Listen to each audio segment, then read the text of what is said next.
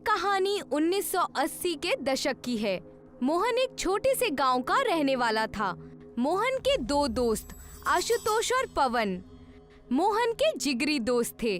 वो तीनों एक साथ ही रहते थे और उन तीनों को क्रिकेट खेलने का बेहद शौक था।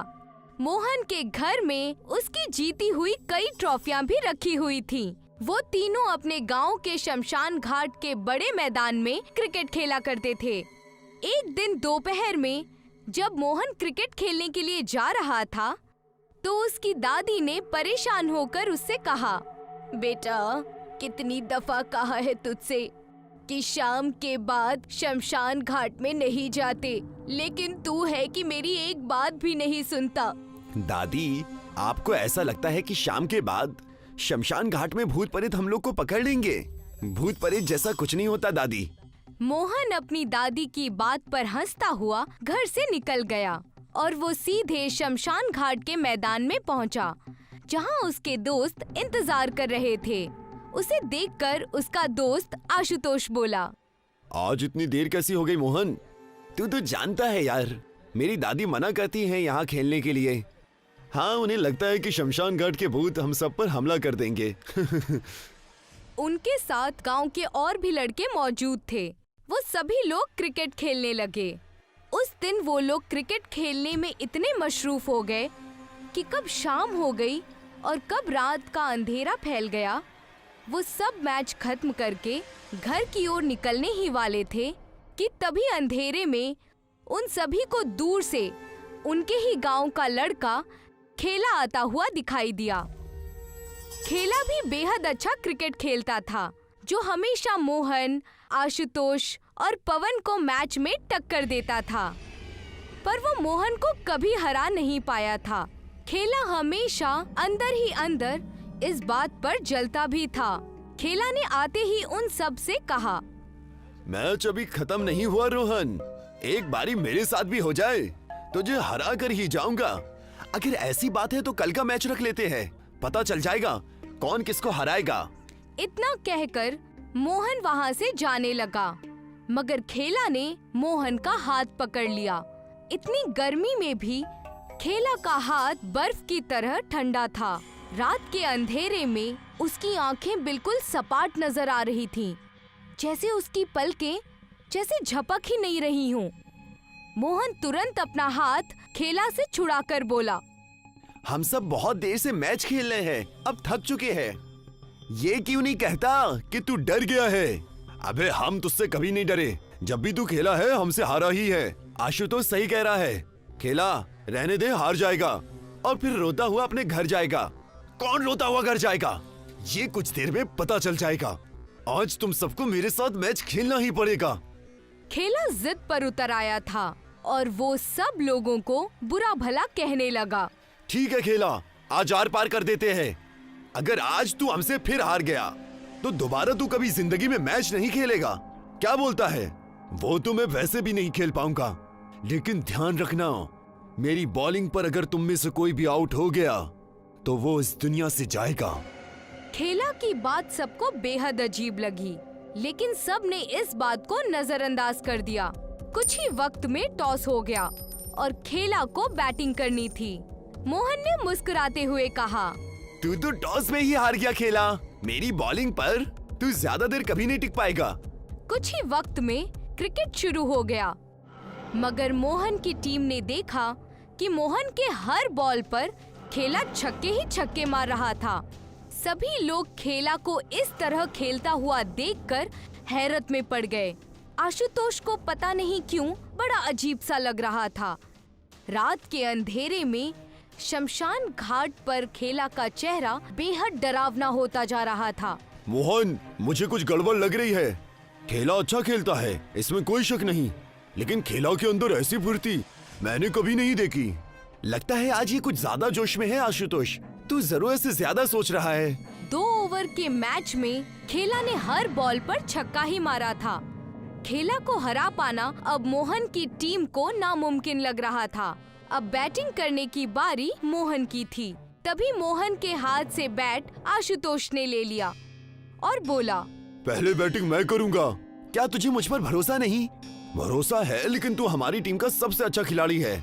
अच्छा खिलाड़ी सबसे लास्ट में ही उतारा जाता है। मोहन ने आशुतोष की बात मान ली थी, मगर देखते ही देखते खेला ने आशुतोष को एक ही बॉल में आउट कर दिया। आशुतोष नीची नजरें करके चला गया। अब बैटिंग की बारी पवन की थी। खेला ने एक ही बॉल में पवन को भी आउट कर दिया। अब सारी टीम की जिम्मेदारी मोहन के ऊपर थी, मगर देखते ही देखते खेला ने एक ही बॉल में मोहन को भी आउट कर दिया। सभी लोग हैरत से इस मंजर को देख रहे थे। मोहन निगाह नीची करके आशुतोष के पास आकर खड़ा हो गया और बोला, चल ठीक है भाई, आज तू हमसे जीत गया। शर्त ये नहीं थी कि तुम तीनों हार कर चले जाओगे। शर्त ये थी कि अगर तुम हार गए तो जिंदा नहीं रह पाओगे। अबे हमने तो मजाक में बोल दिया था, तूने सच में समझ लिया क्या? आशुतोष ने इतना बोला ही था कि अचानक एक ही झटके में खेला ने आशुतोष की गर्दन उखाड़कर जमीन पर फेंक दी। आशुतोष के जिस्म से खून का फुवारा टूट पड़ा और उसकी चीख पूरे शमशान घाट में गूंज पड़ी। ये मंजर देखकर सभी लड़कों के हाथ फूल गए। उन सभी ने देखा कि खेला का चेहरा बेहद भयानक हो चुका था। उसका चेहरा देखकर ऐसा लगता था कि जैसे वो शमशान घाट की चिता से अभी अभी उठकर आया हो। देखते ही देखते खेला ने पवन का भी वही हाल किया। मोहन और वहाँ मौजूद लड़के वहाँ से बुरी तरह से भागने लगे, पर खेला उनका भी पीछा करने लगा। भागते भागते अचानक मोहन को उसके ही गांव के कुछ लोग आते हुए नजर आए, जो कि किसी की चिता लेकर जा रहे थे। मोहन और वो लड़के भागते हुए वहाँ पहुँचे और उन लोगों में से एक आदमी, जिसका नाम सुरेश था, उसे सारा मसला बताया। उन लड़कों की बात सुनकर उन सभी ने चिता नीचे रख दी। तुम लोग पागल हो गए हो क्या? क्या बकवास कर रहे हो तुम लोग? मैंने अपनी आंखों से देखा सुरेश भाई।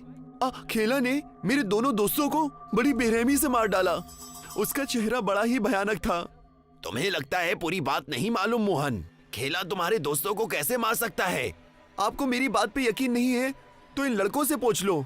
इन सबने उसे अपनी आंखों से देखा था। अगर ऐसी बात है तो सुनो, कुछ घंटे पहले खेला तुम्हारे पास क्रिकेट खेलने के लिए ही आ रहा था, मगर आते समय एक मकान की दुकान उसके ऊपर गिर गई। खेला का उसी वक्त ही इंतकाल हो गया। ये जो मिट्टी देख रहे हो, ये खेला की ही मिट्टी है। इतना कहकर सुरेश ने चिता पर लेटे हुए शव से कपड़ा हटा दिया। ये देखते ही मोहन और लड़कों की दहशत से आंखें फटी की फटी रह गईं। उन सब ने देखा कि वो खेला ही था। मोहन कांपता हुआ और बदहवासी की हालत से भागता हुआ अपने घर चला आया और उसने सारा मसला अपनी दादी को बताया। उसी रात आशुतोष और पवन की लाश बरामद कर ली गई और उनकी भी चिता खेला के साथ ही जला दी गई। मोहन इस घटना के कई दिनों तक बीमार रहा। आज मोहन बूढ़ा हो चुका है, मगर जब भी वो इस घटना को याद करता है तो वो डर से कांप जाता है।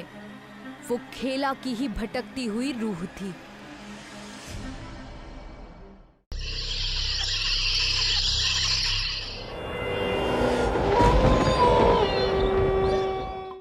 मुंबई धमाल टीम का कैप्टन रोहित अपने टीम के 2 खिलाड़ियों के साथ स्टेडियम के ऑफिस में बैठा हुआ था। कल हमारा फाइनल मैच है और इस विराज को आज ही चोट लगनी थी। अब अपनी जगह वो किसी अश्विनी नाम के प्लेयर को टेस्टिंग के लिए भेज रहा है। सर आप फिक्र मत कीजिए, हम दोनों मैच अच्छे से संभाल लेंगे। उसके होते हुए आप हमारा टैलेंट देख ही नहीं पाते थे। कल के मैच में आपको पता चल जाएगा। Sir, my name is Ashwini. Viraj sir talk to you about me. मुझे तो लगा था कि विराज अपनी जगह किसी अच्छे प्लेयर को भेजेगा। तुम तो एक खातून। सर, आप एक बार मुझ पर यकीन करके देखिए। मेरा ख्वाब है कि मैं आईपीएल मैच खेलूं और अपनी टीम को जिताकर नाम कमाऊं। तुम्हें विराज ने भेजा है तो कुछ सोच समझकर ही भेजा होगा। रोहित ने कुछ टीम के खिलाड़ियों के साथ अश्विनी का टेस्ट लिया। अश्विनी लड़की होने के बावजूद भी बेहद अच्छा खेल रही थी और ये देख सभी हैरान रह गए। रोहित भी बेहद खुश हुआ और उसने अश्विनी को विराज की जगह मैच में खिलाने का फैसला कर लिया। अगले दिन मैच शुरू हुआ। चेन्नई सुपरस्टार्स टीम ने 275 रन बना लिए थे। अब मुंबई धमाल बैटिंग के लिए मैदान में उतरी। टीम के 2 प्लेयर्स ने मिलकर अभी 30 रन बना लिए थे। अब नेक्स्ट विकेट पर तुम खेलने जाने वाली हो। यस सर, मैं जरा बाथरूम जाके आती हूँ, कहीं मैच के टाइम प्रॉब्लम ना हो जाए। जरूर। ये कहकर अश्विनी वहाँ से चली गई। ईशांत ने राघव को इशारा दिया और दोनों अश्विनी के पीछे पीछे हो लिए। जैसे ही अश्विनी बाथरूम से बाहर निकली, राघव ने उससे टकरा के उसकी ड्रेस पर ड्रिंक गिरा दी। अरे ये तुमने क्या किया? मेरा टर्न आने वाला है। अरे माफ करना, खता हो गई। लेकिन तुम परेशान मत हो, यहाँ एक स्टोर रूम है, वहाँ तुम्हें दूसरी पैंट मिल जाएगी। वो दोनों उसको एक कमरे की ओर ले गए। जैसे ही वो कमरे में गई, दोनों उसके पीछे पीछे अंदर घुस गए। अरे तुम लोग कहाँ जा रहे हो?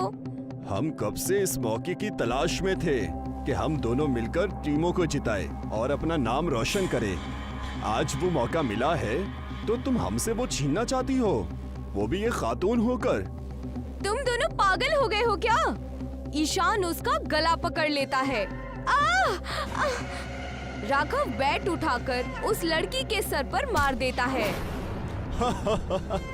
जब तक ये होश में आएगी, हम दोनों इसकी जगह खेलकर अपने टीम को मैच जिता चुके होंगे। राघव ने अश्विनी का मोबाइल लिया और फिर दोनों बाहर से कुंडी लगाकर वहाँ से चले गए। सर, हम दोनों बाथरूम की तरफ से ही आ रहे हैं। अश्विनी वहाँ नहीं है। वो इस टाइम कहाँ जा सकती है? रोहित ने अश्विनी को कॉल लगाया तो उसका मोबाइल स्विच ऑफ आ रहा था। तभी उनका एक प्लेयर भी आउट हो गया। उसकी बारी आ गई है, लेकिन वो है कहाँ पर? सर आप फिक्र मत करिए, मैं हूँ ना, मैं उसकी जगह खेलने जाता हूँ। ठीक है ईशान, पहले तुम जाओ। ईशांत खेलने के लिए चला गया, लेकिन वो बिल्कुल भी अच्छा नहीं खेल पा रहा था। उसने 2 ओवर्स में सिर्फ 7 रन बनाए। अब अगला विकेट गिरते ही मैं खेलने जाऊंगा और अपने टैलेंट के जरिए ही छा जाऊंगा। तभी रोहित के मोबाइल पर अश्विनी का कॉल आया। अरे अश्विनी, कहाँ थी तुम? पता है, तुम्हारी जगह ईशान को भेजना पड़ा। ये देखकर राघव हैरान रह गया। अश्विनी को तो हम बेहोश करके कमरे में बंद करके आ गए हैं और उसका मोबाइल भी हमारे पास है, फिर उसकी कॉल कैसे आ सकती है? सर, मेरे पेट में अचानक से दर्द होने लगा था। अब फिक्र मत कीजिए, मैं बस 10 मिनट में आती हूँ। ठीक है, जल्दी आओ। मैं अभी जाकर देखता हूँ सर, मसला असल में है क्या? राघव फिर से स्टोर रूम की ओर चला गया। कुंडी अभी भी बाहर से लगी हुई थी। उसने कुंडी खोली और अंदर कदम रखा। वहाँ जमीन पर बहता खून और अश्विनी की लाश देखकर उसके रोंगटे खड़े हो गए। हम तो सिर्फ बेहोश करना चाहते थे, ये तो मर चुकी है। ओह माय गॉड, ये हमने क्या कर दिया? अगर ये मर चुकी है तो फिर सर को कॉल किसने किया था? तभी अचानक से कमरे की सारी लाइट्स रंग बदलकर खून के जैसे लाल हो गई। उसके ठीक पीछे अश्विनी की रूह खड़ी थी। उसके पैर हवा में उठे हुए थे, पूरा जिस्म नीला पड़ा हुआ था। कमीने! राघव ने जैसे ही पीछे पलटकर देखा, उसकी आंखें फटी की फटी रह गईं। वो चिल्लाता हुआ जैसे ही दरवाजे की ओर बढ़ा, अश्विनी ने उसकी गर्दन पकड़ ली।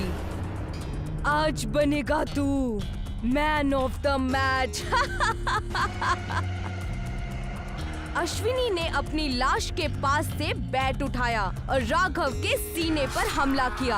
हमला इतना तेज था कि बैट उसकी पसलियों को चीरता हुआ उसके सीने में घुस गया। राघव के मुंह से खून की मोटी धार निकली और उसने दम तोड़ दिया। उस तरफ अब ईशांत के साथ खेल रहा विजय भी आउट हो चुका था। ईशांत को इंतजार था कि अब राघव आने वाला है, लेकिन जब उसने रोहित के पास खड़ी अश्विनी को देखा तो वो हैरान रह गया। ये बाहर कैसे आई और ये राघव कहाँ चला गया? रोहित ने अश्विनी को खेलने के लिए भेज दिया। ऑडियंस भी सोच रही थी कि एक लड़की क्या क्रिकेट खेलेगी, लेकिन अश्विनी ने जब खेलना शुरू किया तो गेम का पासा ही पलट गया। कभी चौका तो कभी छक्का। ऑडियंस अब हैरान हो गई थी और उसके साथ खेल रहा ईशान जला जा रहा था। कुछ 30 रन बनाने के बाद वो भी आउट हो गया। उसकी जलन का कोई ठिकाना नहीं था। उसके बाद 4 प्लेयर्स और गए, लेकिन अश्विनी लास्ट तक खेलती रही। अब उनको 5 रन बनाने थे और बॉल्स बस 3 बची हुई थी। सामने वाली टीम के बॉलर ने बॉल डाली और अश्विनी ने उस पर छक्का लगा दिया। ये देखकर पब्लिक अपनी सीटों से खड़ी हो गई। सभी तालियां बजाने लगे। रोहित की खुशी का कोई ठिकाना नहीं रहा। राघव का अभी तक कुछ अता पता नहीं था। ट्रॉफी लेने के बाद टीम वापस अपने स्टेडियम पहुंची, लेकिन स्टेडियम पहुंचते ही अश्विनी भी रहस्यमयी तरीके से गायब हो गई। उसका मोबाइल भी बंद आने लगा। रोहित ने अश्विनी और राघव की मिसिंग रिपोर्ट पुलिस स्टेशन में लिखवा दी। अगर वो अश्विनी ना होती तो मैं ही मैच को जिताने वाला था। ये राघव भी ना जाने कहां दफा हो गया। तभी उसके पास रोहित का कॉल आया। क्या हुआ सर? क्या राघव का कुछ पता चला? राघव और अश्विनी की लाश स्टेडियम के स्टोर रूम में बरामद हुई है। समझ नहीं आ रहा कि ये हुआ कैसे। तभी अचानक से उसके कमरे में एकदम अंधेरा हो गया। किसी ने उसका गला दबाया और वो बेहोश हो गया। जब उसको होश आया तो उसकी हैरानी का कोई ठिकाना न रहा। वो खेल के मैदान में था। वो पिच पर खड़ा हुआ था। उसके पास ही उसका बैट जमीन पर पड़ा हुआ था। अश्विनी की भयानक रूह हाथ में बॉल लिए उसके सामने वाली पिच पर खड़ी थी। तुझे बहुत शौक था ना मैन ऑफ द मैच बनने का? अब अपना ख्वाब पूरा कर ले, क्योंकि आज तेरी जिंदगी की आखिरी रात है। बचाओ बचाओ! ये कहकर वो वहाँ से भागने लगा। अश्विनी उड़ती हुई गई और उसने ईशांत के पेट में स्टंप गाड़ दिया। मैंने तुम्हारा कुछ नहीं बिगाड़ा। मैंने तुम्हें मारने की कोशिश नहीं की थी। मैंने तो अपना ख्वाब मरने के बाद भी पूरा कर लिया, लेकिन अफसोस तू जिंदा रहते भी नहीं कर पाएगा। उसने देर ना करते हुए वही स्टंप निकालकर ईशांत के हलक के अंदर घुसेड़ दिया। उसके मुंह से खून की धार निकली।